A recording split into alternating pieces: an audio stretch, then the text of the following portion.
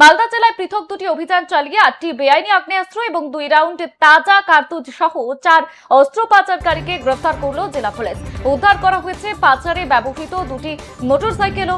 মালদার police super অনুপম সিং এক সাংবাদিক বৈঠকে এই বড় সাফল্যের কথা জানিয়েছেন। পুলিশ সূত্রে জানা গিয়েছে, গত সোমবার রাতে প্রথম অভিযানটি চালানো হয় কালিয়াচক থানার শাহবাজপুর মোমিনপাড়া এলাকায়। সেখানে একটি মোটরবাইক আটকে তল্লাশি চালিয়ে 7টি আগ্নেয়াস্ত্র সহ ইন্দ্রজিৎ মণ্ডল এবং কার্তিক মণ্ডল নামে দুজনকে গ্রেফতার করা হয়।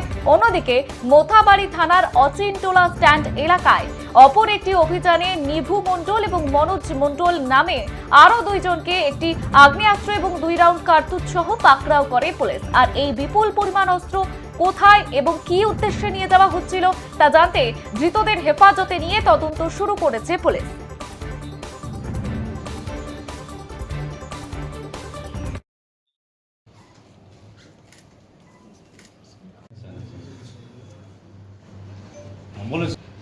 काल के मालदा डिस्ट्रिक्ट पुलिसের अंतर्गत দুটা থানা কালিয়াচক থানা और মোথাবাড়ি থানা দুটা ভালো কেস আমরা ডিটেক্ট করতে পেরেছি।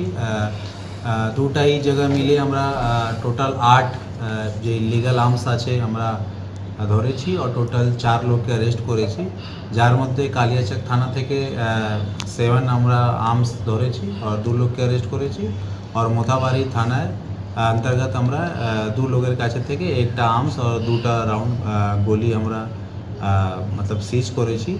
কালিয়াচক কেসে আমরা সাসপেক্টেড আছে কি 450 গ্রাম ব্রাউন সুগার भी ওদের কাছে থেকে আমরা পজিশনে পেয়েছি। এটাই মেইন ঘটনা ছিল। যে কালিয়াচকে যে ঘটনা আছে ওনাদের যে অ্যাকিউজড আছেন ওনার নাম আছে ইন্দ্রজিৎ মণ্ডল এলিয়াস জট্টা और सेकेंड আছে কার্তিক মণ্ডল।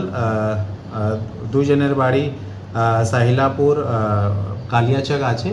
और যে মোথাবাড়ি কেসটা অ্যারেস্ট হয়েছেন ওনাদের নাম আছে নিভু মণ্ডল और মনোজ মণ্ডল। ওদের বাড়ি আছে যুগলতলা মোথাবাড়ি।